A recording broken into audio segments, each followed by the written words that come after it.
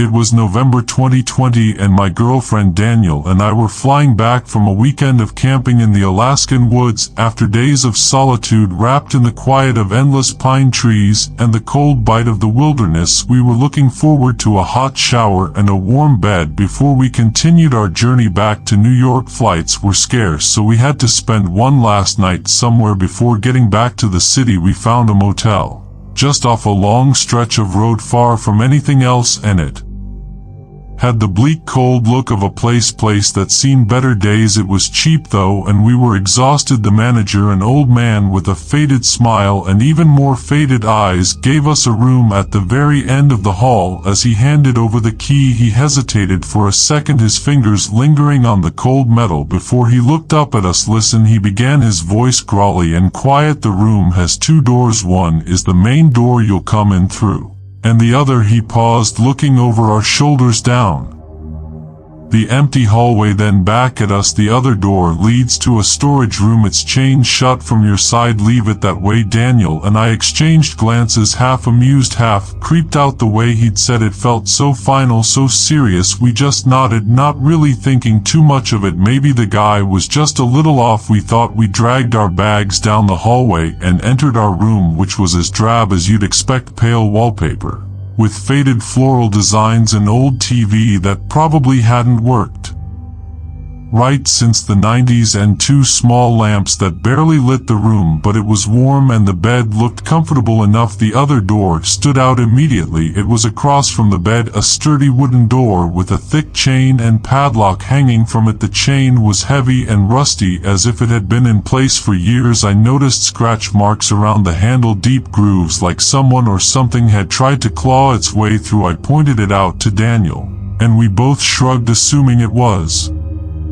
just another quirk of this rundown place. The manager's words echoed in my head, but I brushed them aside. I mean, it's just a storage room, right? As night fell, we tried to settle in. I flipped through channels on the TV, but most were just static. Daniel curled up beside me, scrolling through her phone, barely paying attention to the screen. There was a quiet stillness in the room, one that seemed too quiet, as if the walls themselves were holding their breath. And then, just past midnight, we heard it, a faint scratching sound like nails lightly scraping against wood. I paused, thinking it was just the old building settling, or maybe a mouse behind the wall, but then it happened again, louder this time. I glanced at the chain door, half expecting to see it rattle, but it stayed still, heavy and unmoving, the chain glinting in the dim light. Daniel looked up at me, her eyes wide. Do you hear that? Yeah, I whispered, feeling my heart pound a little faster. Probably just the pipes or something, but it wasn't just the scratching. As the minutes passed, whispers, faint, almost inaudible, started filtering through. It sounded like someone murmuring from far away, just on the other side of that chain door. I strained to make out the words, but they were too soft, too garbled, as if they were being spoken from somewhere deep in the walls. Then came the knocking, a faint, deliberate knock. 2 taps, then silence. Another 2 taps, then nothing. It repeated every few minutes, always in pairs. It was like a message, one I couldn't understand, and it went on and on until I could hardly breathe. Every instinct told me to leave it alone, to ignore it, but there was a pull, a sick sense of curiosity gnawing at me. I wanted to know what was behind that door. I wanted to know who or what was knocking. Around 3 o'clock in the morning, after hours of scratching, whispers, and knocking, I couldn't take it anymore. My curiosity went out. I got out of bed and walked slowly to the door, feeling Daniel's eyes on my back watching me, probably thinking I'd lost it. I took the cold padlock in my hand, hesitating as I touched the rusty metal. Part of me wanted to leave it alone, to just go back to bed and forget any of this had happened, but I couldn't. I fumbled in my bag and found a small nail file, sliding it carefully into the lock, twisting it until I heard a faint click. The chain slid off and the door creaked open, revealing a room shrouded in darkness.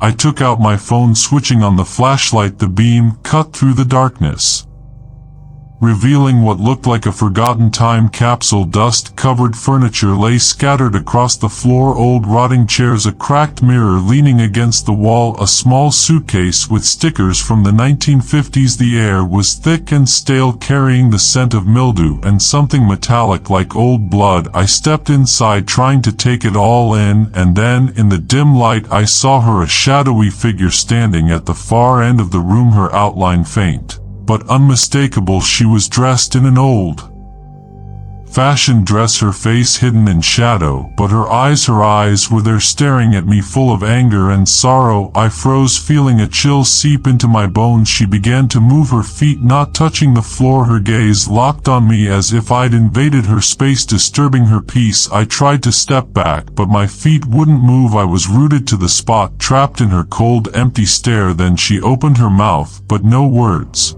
came out, only a soft hissing sound like air escaping from a broken seal. The whisper started again, louder this time, filling the room, filling my head until I couldn't think, couldn't breathe. Somehow I stumbled backward, pulling the door shut behind me, locking the chain back in place. I turned to see Daniel, her face pale, her eyes wide with horror. She'd seen it too, I knew she had. Without a word we grabbed our things, left the room, and didn't look back. The manager didn't say a word as we left, didn't ask any questions. And as we drove away, the sun just starting to rise, I glanced back at the motel, wondering if anyone else had ever heard the whispers, the scratching, the knocking, wondering if anyone else had ever seen the woman in the shadows waiting behind that door, still searching for a way out of that sealed-off room.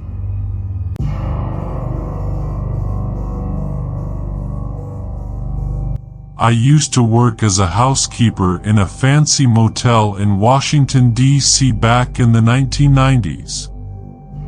My name is Sile and I'm a refugee from Vietnam. Although I didn't speak much English, I was one of the hardest workers there. Everyone liked me because I was kind and I took great pride in my work. The motel staff trusted me, and even the guests would leave little notes thanking me for keeping their rooms so clean. I worked long hours and rarely complained, knowing it was better than what I had left behind in my home country. One day a mysterious guest checked into the motel. He called himself Mr. M, and he took the most expensive suite on the top floor. The suite was huge with a view of the entire city, and only the richest people stayed there. I was assigned to clean the suite, but I quickly found out that Mr. M didn't want anyone inside his room. Every time I knocked, he would politely tell me that it wasn't necessary. He seemed nice enough, always smiling and greeting the staff warmly. But something about him made me uneasy. He stayed for over a month, and during that time no one but Mr. M entered that suite. The do not disturb sign hung on the door like a warning, and I never pushed the issue. Then one day Mr. M was gone. The sign was removed and there was no trace of him anywhere in the motel. We assumed he had checked out early in the morning, slipping away quietly without needing any help. But when the front desk checked the records, there was nothing. No one remembered him leaving, and his name was not listed among the checkouts. It was like he had vanished into thin air, leaving nothing behind. The motel manager was puzzled, but since Mr. M had paid in advance with a credit card, no one made a fuss. I was asked to clean the suite. I hesitated for a moment before opening the door, something inside me telling me that I should turn back, but I was a professional and I had a job to do. As soon as I stepped inside, a terrible smell hit me. It was thick and rotten, like something had died. I gagged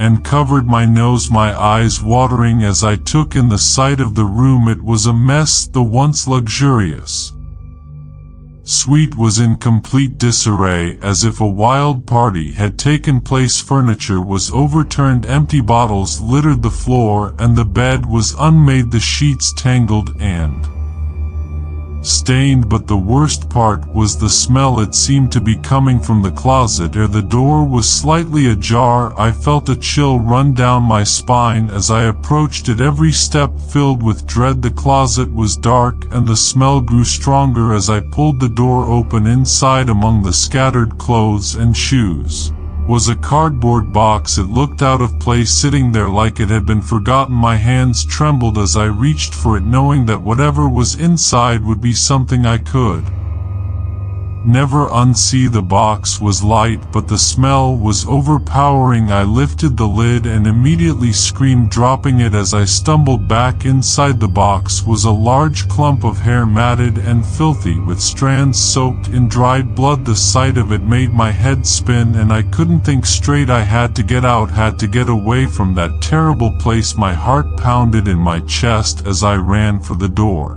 but my legs felt weak, like they could give out at any moment. I made it to the elevator, my hands shaking so badly I could barely press the button. As the doors closed, I leaned against the wall trying to catch my breath, but the smell lingered and the image of the bloodied hair was burned into my mind. I couldn't escape it. It was too much. I fainted before the elevator reached the lobby. When I woke up, I was surrounded by people, motel staff, paramedics, and the police. The motel had become a crime scene, with officers swarming the suite taking pictures and gathering evidence. The police questioned me, but I was too shaken to say much. They told me that Mr. M had used a fake identity and a stolen credit card to check in. The victim was identified as a bold movie worker who had been missing for weeks. The hair in the box was hers, a gruesome piece of a larger, darker mystery. I never returned to that motel. I quit my job that day, unable to face the horrors I had uncovered. The experience left a deep scar on me, one that I carried with me for the rest of my life. I never forgot the terror of that day.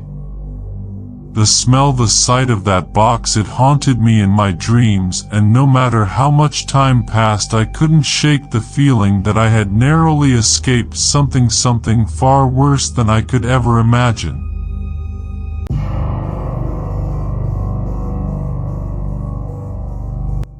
I used to work the night shift at a small hotel by the highway. It's usually quiet after midnight, just a few late arrivals and the occasional call. This one night was different. It started with a phone call at 1 a.m. The voice on the phone said, "I need a room." I checked the reservation system, but we were fully booked for the night already. I responded saying that we didn't have any vacancies for tonight and asked if they had a reservation.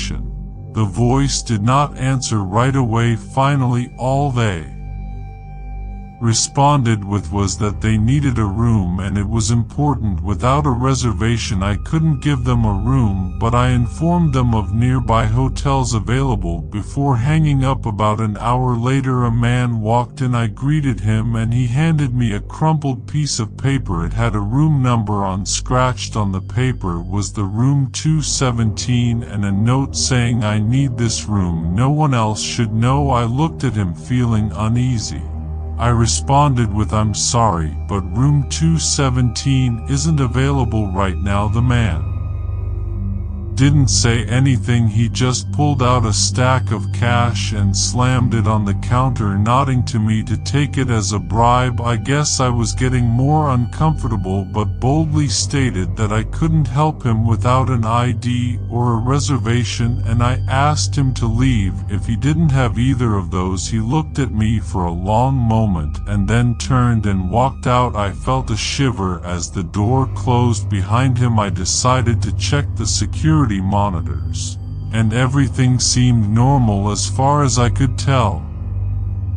At 3 a.m., I heard a loud bang from upstairs. I grabbed the master key card and went to investigate. When I reached the second floor, I noticed that the door to room 217 was slightly ajar. My heart started racing. I pushed the door open a bit more and peered inside. The room was dark, but I saw enough to know something was wrong. The bed was messed up and there was a handkerchief on the floor stained with something dark. I backed away quickly. I saw movement at the end of the hallway and turned to see the man from Earlier standing there I didn't wait any longer or try to confront him. Instead I ran back downstairs and called the police. When they arrived the man was gone. They checked the hotel security footage, but the video from that time was corrupted. They didn't find anything else in room 217 except the handkerchief. I never found out what happened. The police couldn't explain it and I was left feeling uneasy. I ended up moving on from working at that hotel a couple of months later and was glad to be able to put that night out of my mind.